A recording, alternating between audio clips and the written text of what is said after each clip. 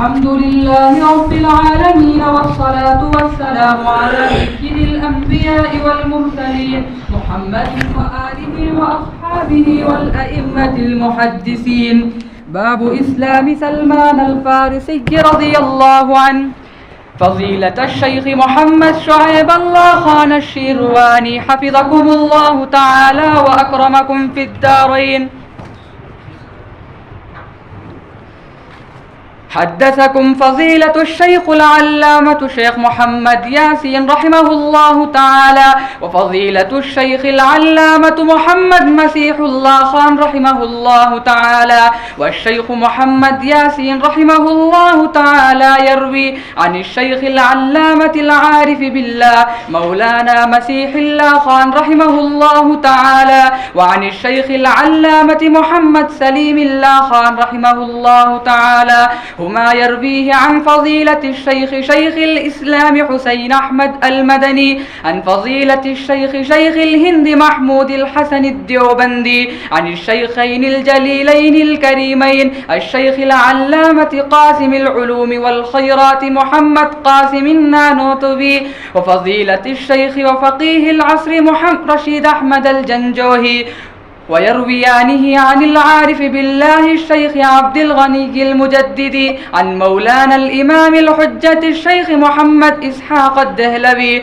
عن الشيخ عبد العزيز الدهلوي، عن العارف بالله الشيخ ولي الله أحمد بن عبد الرحيم الدهلوي قال أخبرنا الشيخ أبو طاهر محمد بن إبراهيم الكردي قال أخبرني والد الشيخ إبراهيم الكردي قال قرأت على الشيخ أحمد القشاشي قال أخبرنا الشيخ أحمد بن عبد القدوس المنشابي قال أخبرنا الشيخ محمد بن أحمد الرملي عن الشيخ زكريا بن محمد أبي يحيى الأنصاري قال قرأت على الشيخ الحافظ الحجة أحمد بن علي بن حجر العسقلاني عن الشيخ إبراهيم بن أحمد التنوخي عن الشيخ أحمد بن أبي طالب عن الشيخ السراج الحسين بن المبارك عن الشيخ عبد الأول بن عيسى الهروي عن الشيخ عبد الرحمن بن مظفر الداودي عن الشيخ عبد الله بن أحمد السرخسي عن الشيخ أبي عبد الله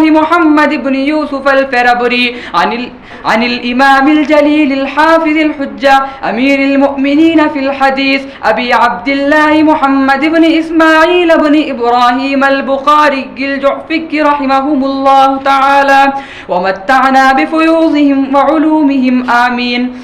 قال حدثني الحسن بن عمر بن شقيق قال حدثنا معتمر قال أبي قال وحدثنا أبو عثمان عن سلمان الفارسي رضي الله عنه وعنهم أنه تداوله 17 من رب إلى رب.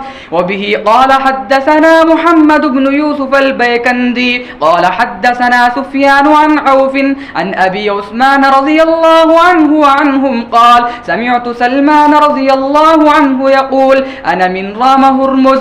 وبه قال حدثني الحسن بن مدرك قال حدثنا يحيى بن حماد قال أخبرنا أبو عوانة عن عاصم الأحول عن أبي عثمان عن سلمان رضي الله عنه وعنهم قال فترة بين عيسى ومحمد صلى الله عليه وسلم 600 سنة.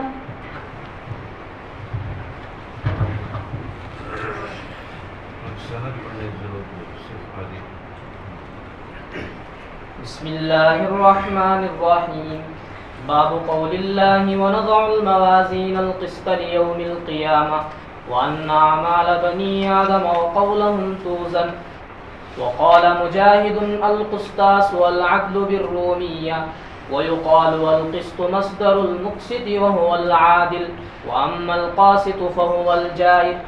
وبه قال حدثنا أحمد بن إشكاب قال حدثنا محمد بن فضيل عن عمارة بن القعقاع عن أبي زرعة عن أبي هريرة رضي الله عنه وعنهم قال قال النبي صلى الله عليه وسلم كلمتان حبيبتان إلى الرحمن خفيفتان على اللسان ثقيلتان في الميزان سبحان الله وبحمده سبحان الله العظيم.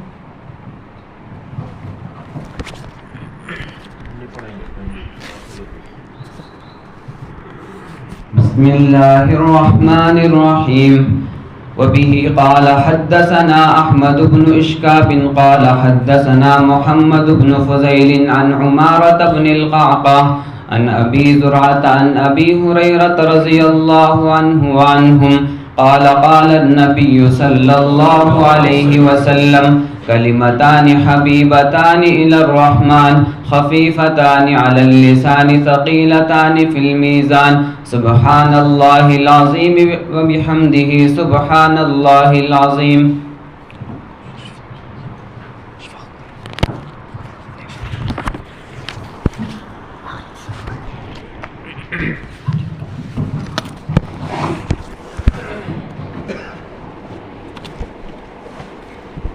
باب قول الله تعالى ونضع الموازين القسط ليوم القيامة وأن أعمال بني آدم وقولهم توزن. وقال مجاهد القسطاس العدل بالرومية ويقال القسط مصدر المقسط وهو العادل وأما القاسط فهو الجائر. وبه قال حدثنا أحمد بن إشكاب قال حدثنا محمد بن فضيل عن عمارة بن القعقاع عن أبي زرعة عن أبي هريرة رضي الله عنه وعنهم قال قال النبي صلى الله عليه وسلم كلمتان حبيبتان إلى الرحمن خفيفتان على اللسان ثقيلتان في الميزان سبحان الله وبحمده سبحان الله العظيم.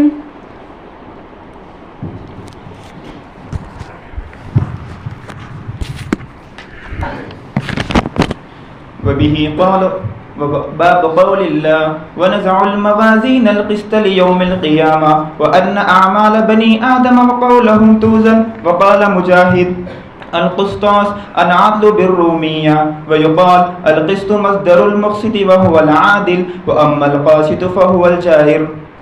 وبه قال حدثنا أحمد بن إشكاب قال حدثنا محمد بن فضيل عن عمارة بن القعقاع عن أبي زرعة عن أبي هريرة رضي الله عنه قال قال النبي صلى الله عليه وسلم كلمتان حبيبتان إلى الرحمن خفيفتان على اللسان ثقيلتان في الميزان سبحان الله وبحمده سبحان الله العظيم. ونضع الموازين القسط ليوم القيامة وأن أعمال بني آدم وقولهم توزن. وقال مجاهد القسطاس العدل بالرومية ويقال القسط مصدر المقسط وهو العادل وأما القاسط فهو الجائر. وبه قال حدثنا أحمد بن إشكاب قال حدثنا محمد بن فضيل عن عمارة بن القعقاع عن أبي زرعة عن أبي هريرة رضي الله تعالى عنه وعنهم قال قال النبي صلى الله عليه وسلم كلمتان حبيبتان إلى الرحمن خفيفتان على اللسان ثقيلتان في الميزان سبحان الله وبحمده سبحان الله العظيم.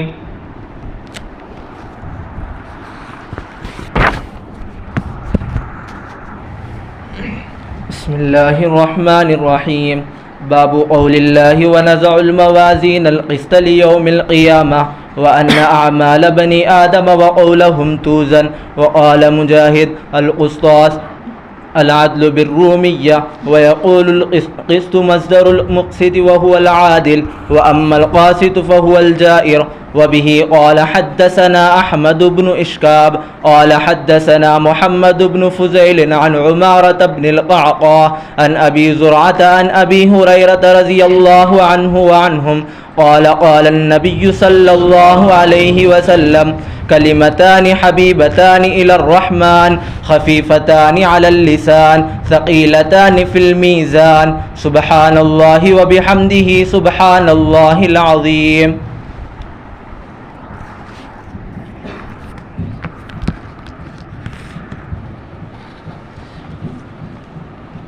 بسم الله الرحمن الرحيم باب قول الله ونضع الموازين القسط ليوم القيامة وأن أعمال بني آدم وقولهم توزن وقال مجاهد القسطاس العدل بالرومية ويقال القسط مصدر المقسط وهو العادل وأما القاسط فهو الجائر وبه قال حدثنا أحمد بن إشكاب قال حدثنا محمد بن فضيل عن عمارة بن القعقاع عن أبي زرعة عن أبي هريرة رضي الله تعالى عنه وعنهم قال النبي صلى الله عليه وسلم كلمتان حبيبتان إلى الرحمن خفيفتان على اللسان ثقيلتان في الميزان سبحان الله وبحمده سبحان الله العظيم.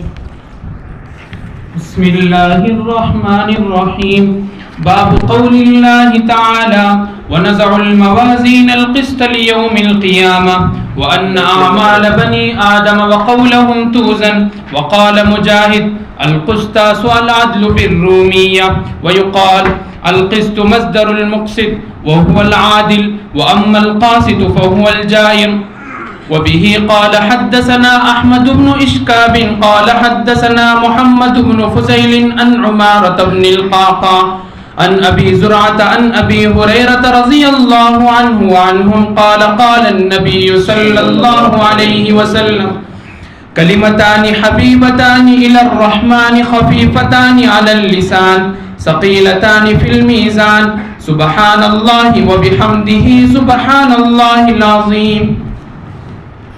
بسم الله الرحمن الرحيم باب قول الله ونضع الموازين القسط ليوم القيامة وأن أعمال بني آدم وقولهم توزن وقال مجاهد القسطاس العدل بالرومية ويقال القسط مصدر المقسط وهو العادل وأما القاسط فهو الجائر وبه قال حدثنا أحمد بن إشكاب قال حدثنا محمد بن فضيل عن عمارة بن القعقاع عن أبي زرعة عن أبي هريرة رضي الله تعالى عنه وعنهم قال النبي صلى الله عليه وسلم كلمتان حبيبتان إلى الرحمن خفيفتان على اللسان ثقيلتان في الميزان سبحان الله وبحمده سبحان الله العظيم.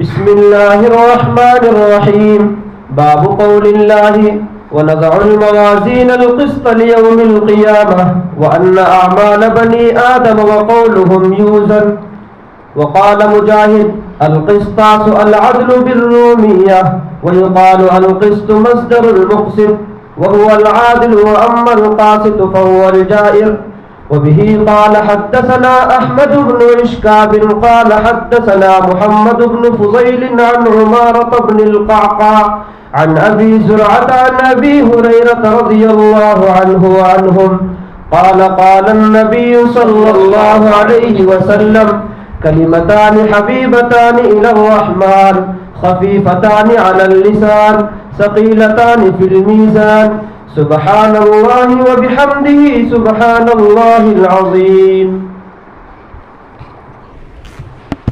بسم الله الرحمن الرحيم باب قول الله تعالى ونزع الموازين القسط ليوم القيامة وإن أعمال بني آدم وقولهم تؤزن وقال مجاهد القسطاس العدل بالرومية ويقال القسط مصدر المقسط وهو العادل وأما القاسط فهو الجائر وبه قال حدثنا أحمد بن إشكاب قال حدثنا محمد بن فضيل عن عمارة بن القعقاع عن أبي زرعة عن أبي هريرة رضي الله تعالى عنه قال النبي صلى الله عليه وسلم كلمتان حبيبتان إلى الرحمن خفيفتان على اللسان ثقيلتان في الميزان سبحان الله وبحمده سبحان الله العظيم. بسم الله الرحمن الرحيم باب قول الله تعالى ونضع الموازين القسط ليوم القيامة وأن أعمال بني آدم وقولهم توزن وقال مجاهد القسطاس العدل بالرومية. ويقال القسط مصدر المقسط وهو العادل، وأما القاسط فهو الجائر. وبه قال حدثنا أحمد بن إشكاب قال حدثنا محمد بن فضيل عن أمارة القعقاع عن أبي زرعة عن أبي هريرة رضي الله عنه وعنهم قال قال النبي صلى الله عليه وسلم كلمتان حبيبتان إلى الرحمن خفيفتان على اللسان ثقيلتان في الميزان سبحان الله وبحمده سبحان الله العظيم. بسم الله الرحمن الرحيم. الحمد لله رب العالمين، والصلاة والسلام على سيد الأنبياء والمرسلين محمد وآله وأصحابه أجمعين. أما بعد، فإن أصدق الحديث كتاب الله، وأحسن الهدي هدي سيدنا محمد صلى الله عليه وسلم، وخير الأمور عوازمها، وشر الأمور محدثاتها، وكل محدثة بدعة، وكل بدعة ضلالة، وكل ضلالة في النار. وبالسند المتصل منا إلى الشيخ الإمام الهمام الحافظ الحجة أمير المؤمنين في الحديث أبي عبد الله محمد بن إسماعيل بن إبراهيم البخاري الجعفي رحمه الله تعالى. اللهم انفعنا بعلومه وعلومهم أجمعين آمين يا رب العالمين. أنه قال: باب قول الله: ونضع الموازين القسط ليوم القيامة وأن أعمال بني آدم وقولهم توزن. وقال مجاهد: القسطاس العدل بالرومية. ويقال القسط مصدر المقسط وهو العادل، وأما القاسط فهو الجائر. وبه قال حدثنا أحمد بن إشكاب قال حدثنا محمد بن فضيل عن عمارة بن القعقاع عن أبي زرعة عن أبي هريرة رضي الله عنه وعنهم قال: قال النبي صلى الله عليه وسلم: كلمتان حبيبتان إلى الرحمن خفيفتان على اللسان ثقيلتان في الميزان سبحان الله وبحمده سبحان اللہ العظیم. پوسٹ مین کہ بس اللہ نے ان کو بھیجا کہ لے جاؤ یہ قرآن پہنچا کے آ جاؤ. ان کو اور کچھ کہنا نہیں تھا. جیسے ایک پوسٹ مین آتا ہے اور آپ کو ایک خط دے کر جاتا ہے، وہ کچھ بولے تو آپ کے لیے وہ کیا حجت ہے؟ خط حجت ہے، خط آپ کی ضرورت ہے. لیکن وہ پوسٹ مین جو آیا ہے اس کی کوئی حیثیت نہیں اور اس کی کوئی ویلیو نہیں. اس کا کام تو ہے صرف خط پہنچانا، چلا جانا. اگر وہ آپ کو کوئی حکم دے، آپ چاہے تو مانے چاہے تو رد کر دیں. یہ لوگ کہتے تھے کہ اسی طرح نبی اکرم صلی اللہ علیہ وسلم نعوذ باللہ کا ذکر آیا ہے، اس میں بندوں کی مشابہت لازم آتی ہے. جیسے اللہ کے لیے ہاتھ، ہمارے ہاتھ ہیں، اللہ کے ہاتھ کیسے ہو سکتے ہیں؟ ہمارا چہرہ ہے اور اللہ کا چہرہ کیسا ہو سکتا ہے؟ ہمارے بھی قدم اللہ کے قدم کیسے ہو سکتے ہیں؟ نقاط نظر میں ظاہر ہے کہ واضح طور پر تضاد موجود ہے. جو چیز قدیم ہو وہ حادث نہیں ہو سکتی، اور جو حادث ہو وہ قدیم نہیں ہو سکتی. لیکن